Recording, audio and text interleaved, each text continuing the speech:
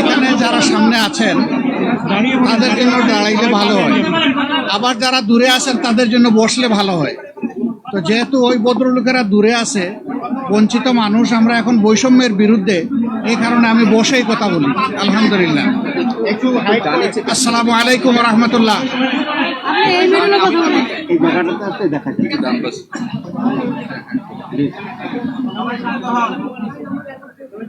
আসসালামু আলাইকুম রহমতুল্লাহ। সাংবাদিক বন্ধুগণ, আপনারা নিশ্চয়ই অবহিত আছেন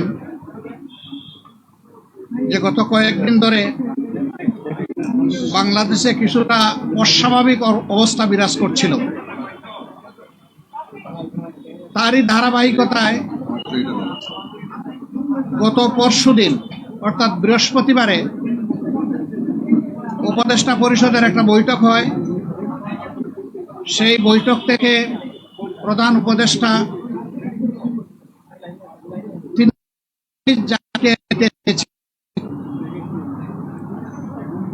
তিনি সেটা দেননি, কিন্তু এই কথাটা খুব দ্রুত সমাজের সব দিকে ছড়িয়ে পড়ে, যার কারণে সমাজে একটা অনিশ্চয়তা, আশঙ্কা, আতঙ্ক দেখা দেয়। আমরা সেই দিনই বিষয়গুলোকে হিসাবে নিয়েছি, নোটিশে নিয়েছি। ঠিক একই সময়ে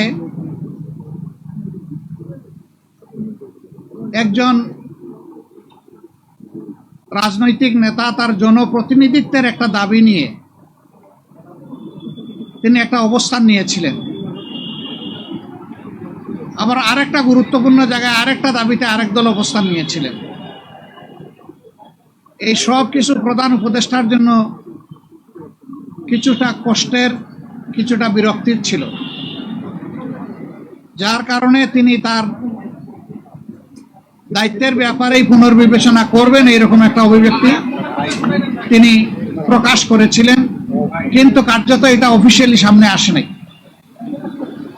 এ বিষয়ে আপনারাও আমাদের মতোই বিচলিত ছিলেন, আমরা এটা বিশ্বাস করি। কারণ দেশ আমাদের সবার, দেশ ভালো থাকলে আমরা সবাই ভালো থাকব।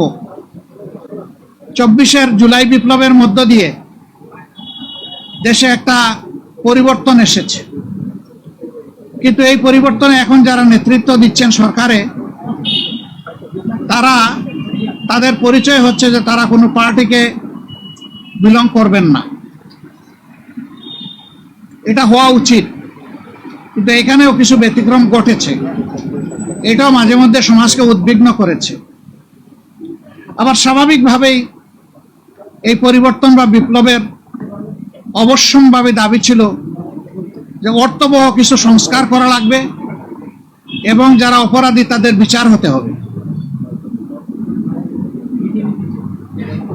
এই সংস্কার এবং বিচারের মধ্য দিয়েই একটা অর্থবহ নির্বাচন হবে, যেই নির্বাচনে সমতল মাঠ থাকবে।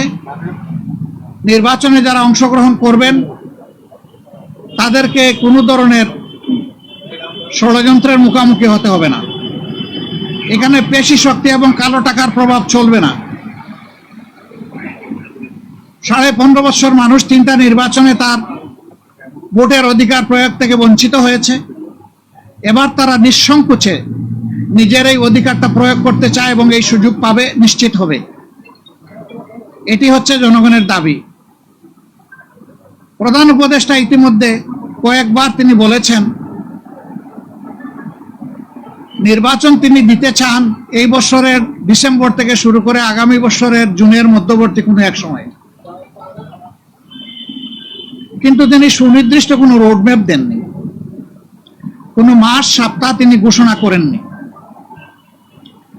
এটাকে কেন্দ্র করে বিভিন্ন ধরনের দাবি এই নির্বাচনের রোডম্যাপের ব্যাপারে আছে। আমাদেরও কিছু রিকমেন্ডেশন ছিল, আমরা তার প্রতি সম্মান রেখেই বলেছিলাম যে দায়িত্ব আমরা সবাই মিলে তাকে দিয়েছি, তিনি চেয়ে নেননি এবং তিনি দলের পক্ষ থেকেও নির্বাচিত কোনো দায়িত্বশীল নেতা নন, বরঞ্চ তিনি জনগণের ঐক্যমতের ভিত্তিতে এই জায়গাটায় একটা গুরুবার তিনি গ্রহণ করেছেন। তাকে আমরা তার সম্মান বজায় রেখে দেশের স্বার্থটা তিনি দেখবেন, সেটা আমরা সবসময় বলে আসছি। আমরা আজকে ওই ব্যাপারে কথা বলেছি। আমরা বলেছি দুইটা বিষয় স্পষ্ট করা দরকার।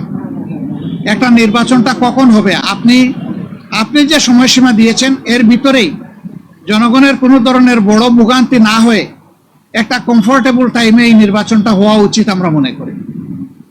আর 2 নম্বর, আমরা বলেছি এই নির্বাচনের আগে অবশ্যই সংস্কার এবং দৃশ্যমান বিচারের কিছু প্রক্রিয়া জনগণের সামনে আসতে হবে। সংস্কার শেষ না করে যদি কোনো নির্বাচন হয়, এই নির্বাচনে জনগণ তাদের প্রত্যাশা পূরণ করতে পারবে না। আবার সংস্কার করা সম্ভব না। মাত্র 5টা সুনির্দিষ্ট বিষয়ে তারা হাত দিয়েছেন। এতটুকু নিষ্পত্তি হওয়া উচিত সন্তোষজনকভাবে। এর পাশাপাশি এখানে জুলাই প্রক্লেমেশনের ব্যাপার স্যাপার আছে, এগুলা সংস্কারের সাথে জড়িত। তো অনেক দলের দাবি দেওয়ার মধ্যেও কিছু ভিন্নতা আছে, এটা থাকবে। দল যেহেতু আলাদা, মতেরও ভিন্নতা থাকবে, এটাই স্বাভাবিক। গণতন্ত্রের সৌন্দর্য হচ্ছে আমার মতটি আমি প্রকাশ করব, আরেকজনের মতের প্রতি আমি শ্রদ্ধা দেখাবো। আমি কারো মতকে তুচ্ছ জ্ঞান করব না, উপহাস করব না, এবং কাউকে অপমানিত করব না। কিন্তু আনফরচুনেটলি এই সীমা আমরা অনেকেই রক্ষা করে চলতে পারি না। আমাদের পারা উচিত। গণতন্ত্রের স্লোগান হচ্ছে let us agree to disagree. আসো আমরা এক হই যে আমাদের ভিন্ন মত প্রকাশ করার অবকাশ আছে, সুযোগ আছে। এই থিওরির উপর আমাদের সকলকে আসতে হবে। আমরা বিশ্বাস করি সমস্ত দলই দেশকে ভালোবাসে। ভালোবাসার জায়গা থেকে দায়িত্ববোধের পরিচয় দিয়ে আমরা সবাই যদি এগিয়ে আসি এবং আমরা যদি সংস্কার প্রক্রিয়াকে অর্থবহ সহযোগিতা করি, তাহলে একটা অর্থবহ সংস্কারের মধ্য দিয়ে একটা অর্থবহ নির্বাচন নিশ্চিত হতে পারে ইনশাআল্লাহ। আমরা সেই দিনটির অপেক্ষায় আছি।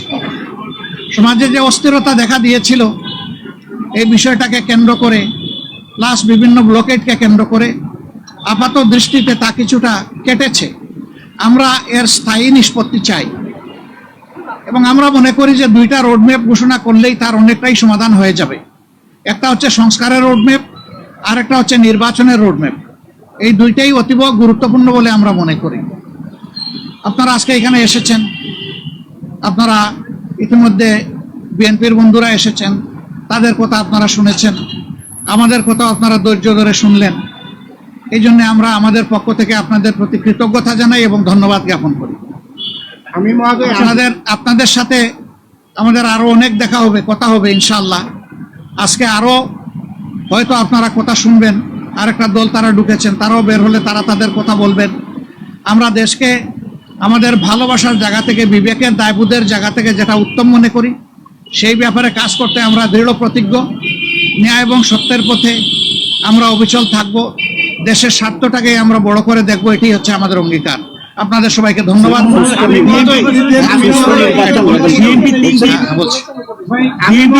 আপনারা যে আজকে আলাপ করলেন, এটার প্রেক্ষিতে আপনারা কোনো সময়সীমা বেঁধে দিয়েছেন কিনা এবং আপনারা সংস্কারের পরে নির্বাচন চাচ্ছেন কিনা? অবশ্যই সংস্কারের পরে সবাই নির্বাচন চায়, আমরা শুধু এর আগের দল বলেছে যদি তারা নির্বাচন ক্ষমতায় যায় তাহলে তারা সংস্কার কন্টিনিউ করবে এবং আওয়ামী লীগের বিচার কন্টিনিউ করবে। আপনারা কি এটা বিএনপি কখনো কখনো বললে, তারা কিন্তু বারবার এখনো বলছে যে আমরা সংস্কারের বিরোধী নই, তবে নির্বাচনের রোডম্যাপটা আমরা চাই সুনির্দিষ্টভাবে, সেটা তো আমরাও চাই। কিন্তু আমরা কোনো সময় বেঁধে দেইনি। আমরা কমফোর্টেবল 2টা টাইম আপনাদের মাধ্যমে এই জাতিকে জানিয়েছি। যদি সংস্কার শেষ হয়ে যায় তাহলে ফেব্রুয়ারির মধ্যভাগে এটা হতে পারে, আর যদি সংস্কারের ভিতরে শেষ না হয়, আরেকটু সময় লাগে, এরপরেই যেহেতু রোজা শুরু হয়ে যাবে, রোজার পর হতে হবে, তারপরে এটাকে টেনে লম্বা করলে কোনো সুষ্ঠু নির্বাচন করা সম্ভব হবে না। আমাদের দেশের আবহাওয়া এটা এলাও করবে না।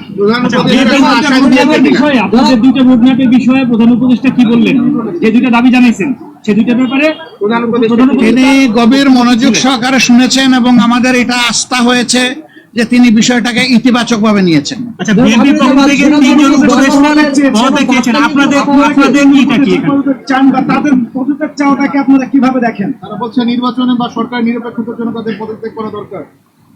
পদত্যাগ চাইলো বিএনপি আর ফতোয়া দিবে জামাতে ইসলামী, এটা কি মানায়? তারা যারা পদত্যাগ চেয়েছেন এই ব্যাপারে তারাই ব্যাখ্যা ভালো দেবেন। আমরা কারোই কোনো পদত্যাগ চাইনি, এবং এই সময় আমরা যখন ওই রকম প্রয়োজন অনুভব করব তখন আপনাদের মাধ্যমে জানাই দেব। মিটিংয়ের মাধ্যমে কি অস্থিরতা দূর হবে মনে করছেন? এই যে অস্থিরতার অবস্থা বিরাজ করছে, আপনারা আমরা আশাবাদী কতটুকু দূর হবে মনে করছেন? পুরাটাই দূর হবে ইনশাআল্লাহ।